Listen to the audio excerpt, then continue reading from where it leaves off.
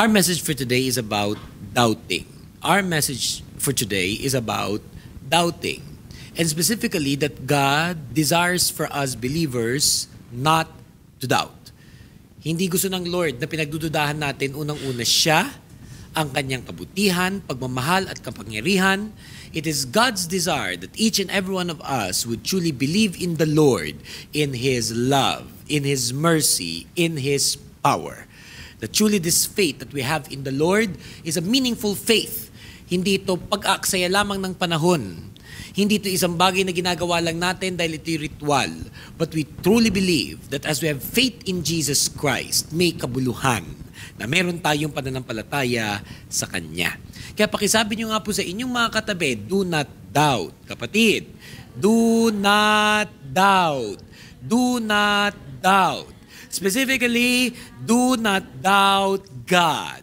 For the Bible says to us in James 1 verse 6, but when you ask, you must believe and not doubt, because the one who doubts is like a wave of the sea, blown and tossed by the wind.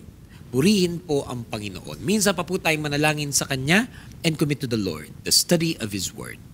Aming Diyos at aming Ama, kami po'y nagpapasalamat sa inyo sa pagkakataon na binigay niyo sa amin upang minsan pang sumamba, manalangin at pag-aralan ng iyong mga salita.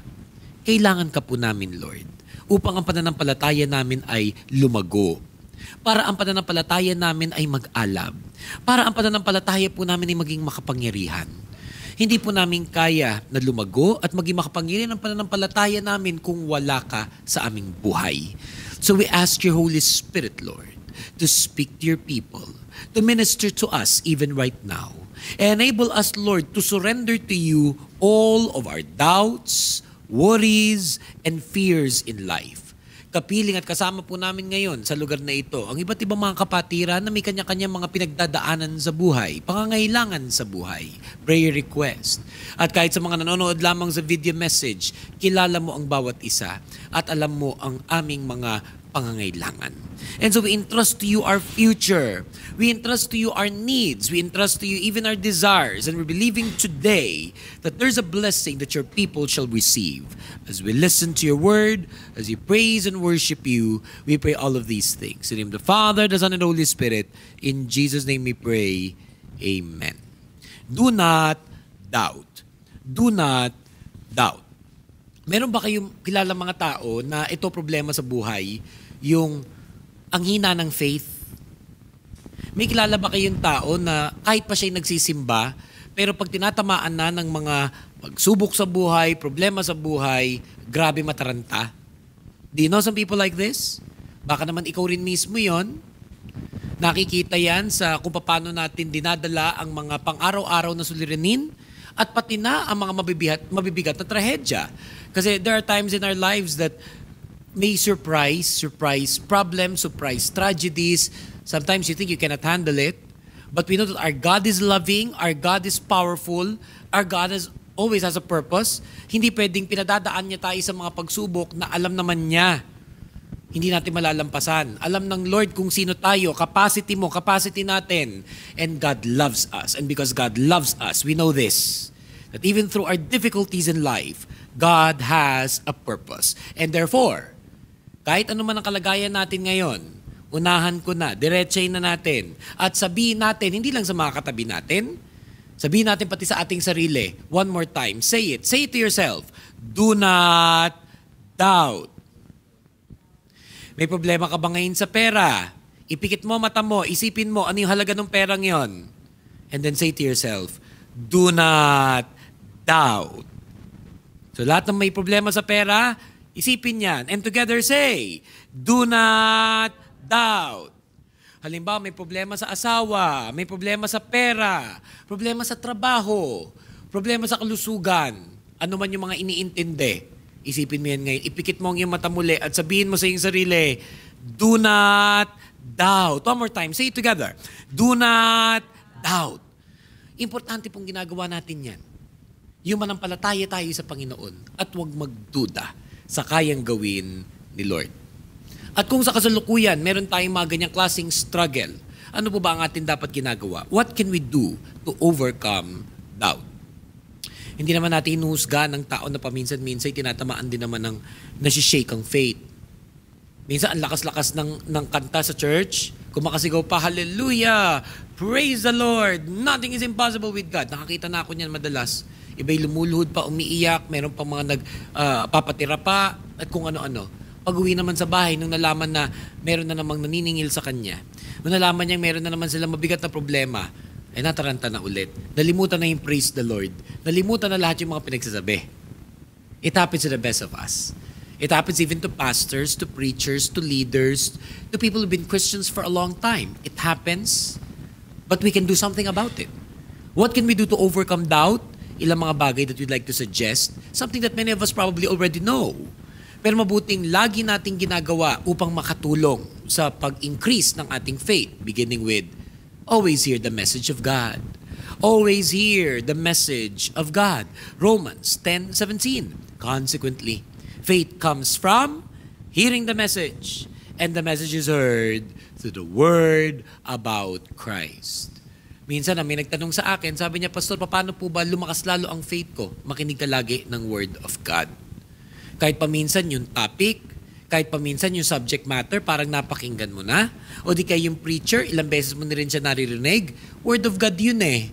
Yung preacher at yung topic, tao lang yon. Pero yung power comes from God. He flows through the human person. He flows through the preacher. He flows through the topic. And as you will always hear the word of God, the Lord builds the faith of His people. Minsan na rin na may nag-send sa akin ng message at ang sabi niya, Pastor, pagbagsak na bagsak ang aking kalooban, lagi po kung pumupunta sa YouTube channel ng Rise Up Church at pinanonood ko at pinakikinggan ko yung mensahe doon kahit paminsan napakinggan ko na. Minsan nakikinig ako, may mga bagay akong hindi narinig. Nung una ko siya napakinggan, narinig ko lang nung inulit ko ulit. Lalo na yung iba sa atin na may problema sa pandinig. Na baka kailangan mo talaga na paulit-ulitin o hindi naglilinis ng tenga na hindi mo narinig nung live, hindi mo narinig nung pangalawang pakikinig sa video. Minsan in 3 times, I'll tell you a secret. Ako ganon. Sa libro, when I read a book, I have to read it 3 times. Minsan yung unang basa ko, parang in-skim ko lang siya. Pero natapos ko. Kaya pag tinanong mo ko, natapos niyo po yan? Ay, oo, tapos ko. Ano po laman yan na hindi ko naintindihan? Naranasan niyo rin ba yung gano'n na ilang binasa mo pero para walang pumasok sa utak? I'll tell you a secret, kahit ako gano'n, sa first reading. Kaya ang ginagawa ko, nagsa-second reading ako. And usually sa second reading, meron na akong highlighter or ballpen. Tapos yung binabasa ko, doon ko siya ina-highlight kasi unti-unti may nakikita akong hindi ko nakita doon sa first reading. Tapos kahit matapos ko yun, na-highlight ko, meron pa akong notes, I will go for a third. Kasi sa totoo lang, yung third reading, di nakikita ko na ngayon yung hinighlight ko, nabubuo na sa utak ko yung mga in-underline ko, mga ni-notes ko pa, doon ko pa lang yung naiintindihan. And I am not embarrassed to say that. Kung may mga tao na isang basa, getsan nila, ang galing mo, ikaw na. So sa reading yun. Pero you know, you can apply that also when you're watching a video on YouTube. When you're watching a video on the internet. When you're listening to an audio message. Pwedeng unang listen, na-bless ako. Pero pag tinanong ka, maraming beses nangyari na sa akin yan eh. Lalapit pa sa Pastor, bless na bless ako doon sa message mo. Nung tinanong ko, ano yung mga sinabi ko, hindi ko na po matandaan. Pero ang alam ko lang po, natawa ko, nagalak ako. Ay, praise the Lord. Pero mas maganda sana na bukod sa natawa, bukod sa nagalak at napayapa, may natandaan talaga. Kaya I would often hear it also from people say, kaya Pastor, nung inantay ko na yan na lumabas sa YouTube, pinakinggan ko ulit. Pinakinggan ko ng pangalawang beses pa. At lalo ko natuto. Meron pa nga lalo ko na-encourage eh. Kasi alam niyo ang sabi sa akin, Pastor, patunay ko lang sa iyo na lagi ako nakikinig ng mga messages that you preach, even on YouTube. Pag hindi po ako makatulog, yan po ang aking pinakikinggan. So bless naman ako kasi pampatulog pala ako. Umpisa pa lang daw, tulog na siya. Eh di at least, kahit man lang doon sa subconscious niya, finifeed siya ng Word of God. And I have to repeat this. That's how people grow their faith. That's how God grows people's faith. when people hear and hear the Word of God. Basahin natin ulit. Romans 10:17. Consequently, faith comes from hearing the message. The message is heard through the Word about Christ. Importante yun. Na lagi tayo nakikinig ng salita ng Diyos. Study the Bible personally. Study the Bible personally. Acts 10:17. Now the Berean Jews were of more noble character than those in Thessalonica. For they received the message with great eagerness and examined the scriptures every day to see if what Paul said was true. So yung mga Christians doon nung araw, particularly yung mga nasa Berea, sobra silang excited to study the Word of God. You know, my prayer is that yung ating church villa or church ministry center or bahay ni Kuya, o kung saan man tayo may headquarters in any part of the world, pinupuntahan ng mga tao, gusto ko training center yun. Gusto ko may library. Kasi doon sa library, kahit nag-preach ako, gusto ko pupunta sila doon sa library tapos pag-aralan nila ano yung preach. Study the topic more. Grow as you read and eagerly learn through the Word of God. Tapos bukod pa doon sa ating church center, ikaw personal, yung laptop mo, tablet mo, cellphone mo, bukod sa mga laman yan, kung ano naman wala ka kwenta-kwenta, mga video. O puro picture mo na marami nang nauunsyame. Sana ang laman din ng mga gadgets mo ay Word of God. That you go back to it, you study it personally. One time there was this wife who told me, Pastor, I'm so blessed with my husband. He's new attending your church. But I've been seeing him. Sa kanyang phone, always studying the Word of God. Dati, inis na inis ako. Ginagamit ang credit card, bumibili ng iba't ibang games, bumibili ng iba't ibang application. Na-shock ako, ang binili recently, Bible. Ang binili recently isang Bible application. Seryoso siya. Gusto na niyang pag-aralan ng lubusan ang Biblia. Kaya kahit tayo ngayon, lalo na kayo na may mga smartphones, buti na lang nga, yung phone smart. Yung may-ari ewan natin. Buti nga may mga ganyan ng gadgets. Gamitin natin para mas lalo tayong mag-grow sa faith natin sa God. May isang umaattend sa church natin, nag-for good na sa Pilipinas. Na-bless ako kasi sa iPad niya, sa tablet, tina-download niya lagi yung mga YouTube messages. Nung pauwi na siya sa Pilipinas, nag-screenshot siya o kinuha na niya ang kanyang sarili na habang bumabiyahe sa aeroplano, imbis na manood ng mga pelikula sa aeroplano, he was watching our video messages. Ganun siya kaseryoso to study the Word of God personally. Present man ako, wala man ako, o sino mang iba pang pastor, but he's serious. He studies the Word of God personally. Make this your desire. Halimbawa, isa sa gusto ko rin sana sa lahat ng Christians, kahit na may mga iPhones, mag-acquire kayo ng personal Bible na libro. Iba yung meron, kahit man hindi mo binubuklat, at least man lang, meron. Ngayon, kung mas maganda, meron na, binubuklat mo pa. Buklat lang naman, hindi babasahin. Ayan, pastor, nabuklat na. Ang pakiramdam nun, banal na. Pero alam nyo, ibig ko sabihin, ang mas mainam, you have this book, you read it. Alam mo, bilin mo. Ikaw bumili, budget mo. Pastor, ang sweldo ko 1,000 dirhams lang. Ang sweldo ko 2,000 dirhams lang.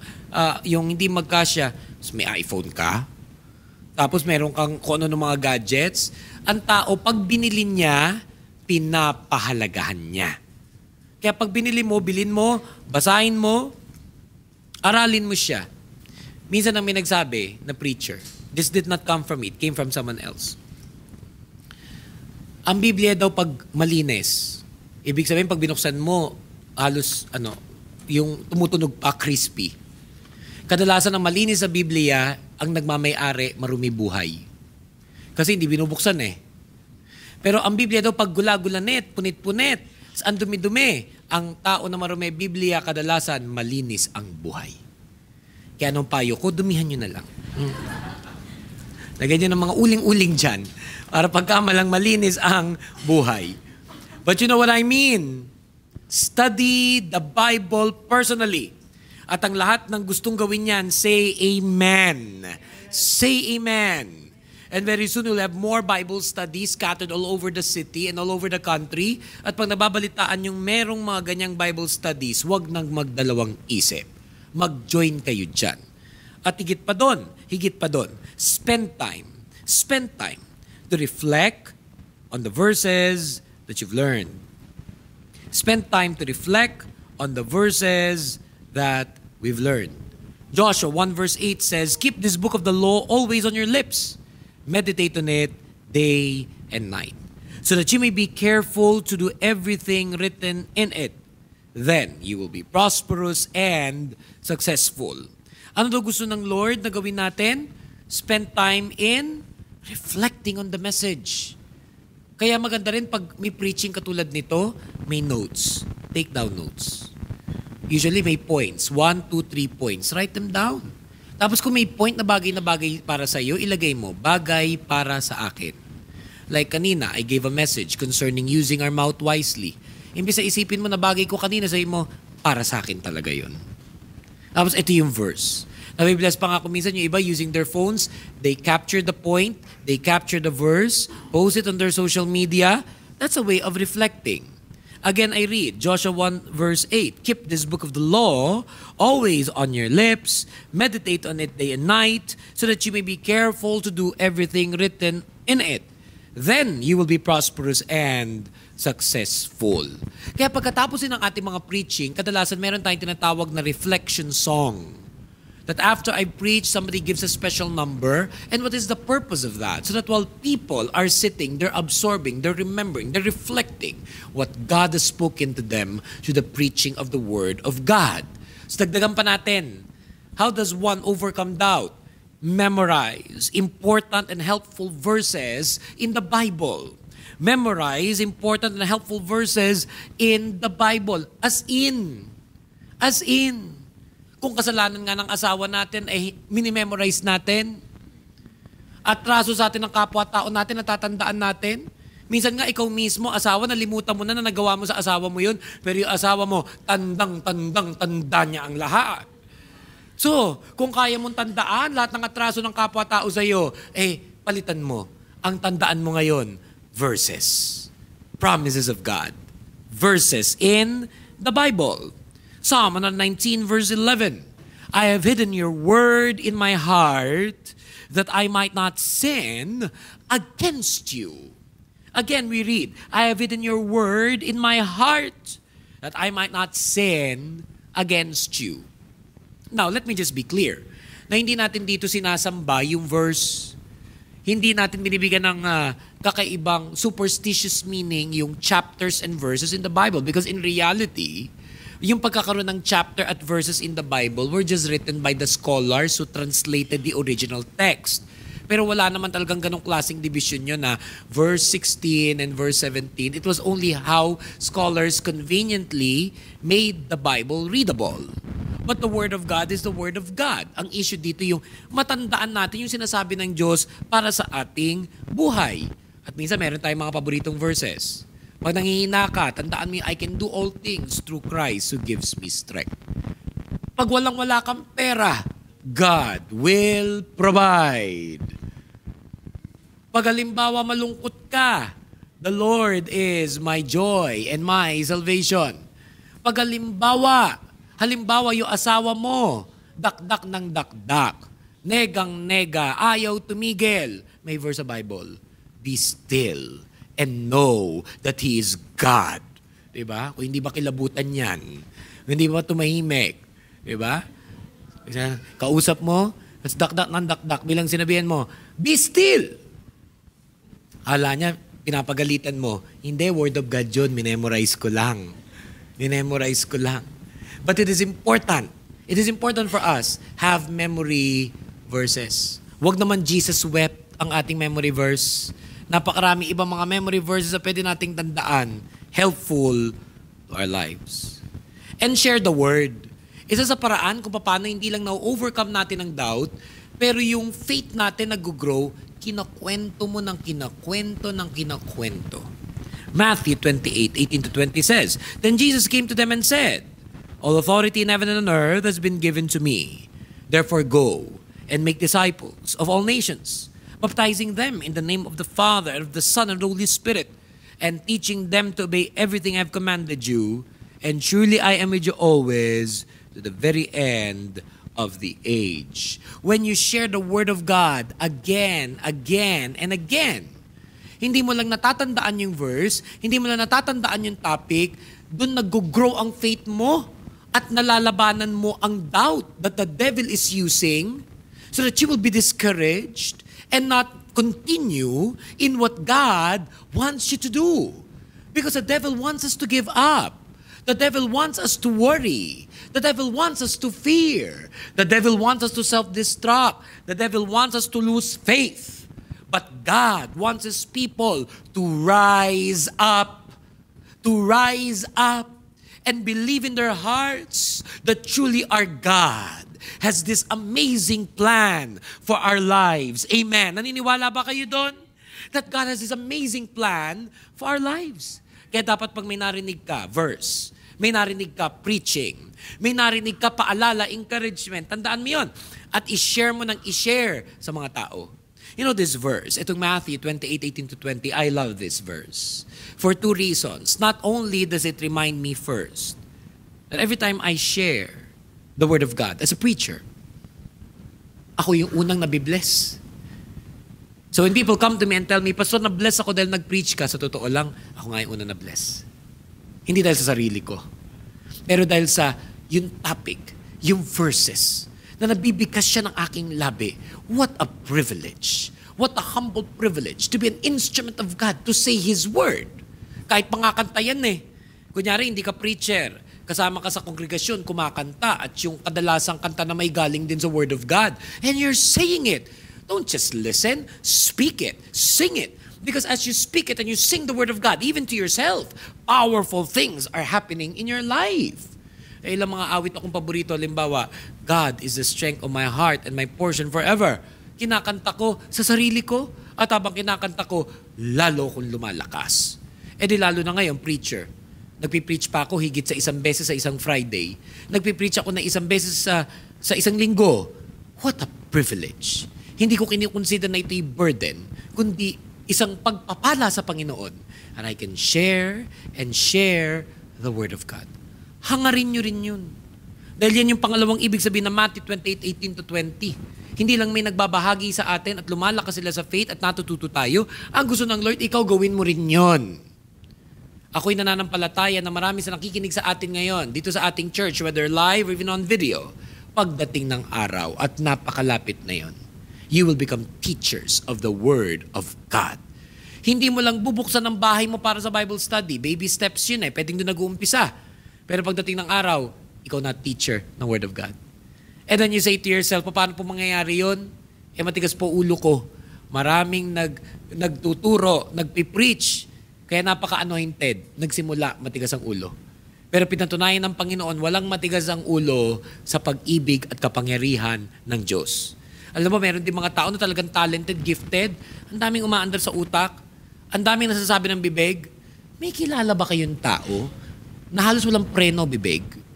Pag nagsimula na siya, pag nagkukwento, walang period, dire-diretso. Kung nagkaroon man ng period, yung dot, yung ang dami. I know some people like this. Mga tao makwento. Sino sa inyo may kilalang makwentong tao, pakitaas ang kamay? Yung andaldal talaga, sobra, super. Huwag niyo naman sabihin, sige na nga, Pastor, ako yun. Ain't it wonderful na kung dati ang pagdadaldal mo'y chismis, kung dati ang bibig mo nagagamit para ikwento ang mga pangit na bagay, ngayon, ang bibig mo para magkwento tungkol sa ginagawa ng Lord. Nare-relate mo yung nangyari sa lolo mo, nangyari sa magulang mo, nangyari sa kahirapan, nangyari sa pag-aaral mo, sa love life. Nare-relate mo sa verse, sa ginagawa ni Lord. What a privilege. Let me declare that. Let me prophesy that. That many of you are listening right now will become Bible study teachers of God. And not only Bible study teachers of God, may also become preachers of the Word of God. And everybody say, Amen. Yes, preachers of the Word of God. I pray that. I believe that time will come for many of you. And that's why knowing all of these things, we know. Kung minsan tinatamaan tayo ng doubts, Kung minsan nasishake din ang faith natin ng mga problema, pwedeng sa oras na to may pangangailangan tayo tapos parang wala pa rin siya. This is the message of the Lord for you. This is a message of the Lord for us. Whatever is happening in your life, do not doubt. Whatever is happening in your life, do not doubt. Because when we do these things, they will help us to overcome our doubts. They will help us to overcome our doubts. Let us pray. Aming Diyos at aming Ama, kami po'y lumalapit sa inyo para sa bawat isa po sa amin na sa kasalukuyan, meron po mga pangangailangan at pinagdadaanan sa buhay. Kailangan ka po namin, Lord. We need you sa mga moments. We need you, Lord God, during the times na nangihina po kami, na panghihinaan kami ng aming pananampalataya, kailangan ka namin, Lord. And even now, God, you know our needs, you know our desires. We need you, Lord, in our lives. Kaya mga kapatid sa Panginoon, sa oras na to, as we have prayer request in the Lord, kahit ano man yung prayer request natin, kung gusto mo ilapit yan sa Lord, itaas nga natin ang ating kamay sa Kanya at tingin natin sa Lord ang Kanyang blessing. Come and lift your hands to the Lord and we're going to lift to God our prayer request. Father, we come to you. We need you. We love you. Thank you, Jesus. Kasi alam po namin, Panginoon, loving ka, makapangyarihan ka. Kaya kung ano man yung aming mga problema, ano man yung aming pangangailangan, alam namin, Lord, hindi kami pababayaan ng Panginoon. Kaya hindi kami magdududa sa Diyos. Hindi kami magdududa sa aming pananampalataya na yung itinataas ng aming kamay sa Diyos, may katugunan na. Manatili pong nakataas ang kamay natin sa Kanya. At habang nakataas ang kamay natin sa Lord, come and just say, thank you, Lord, as much as 5 to 7 times. Just say it and receive your blessing and your answered prayer from God. Say it to Jesus. Thank you, Lord. Thank you, Lord, for the answered prayer.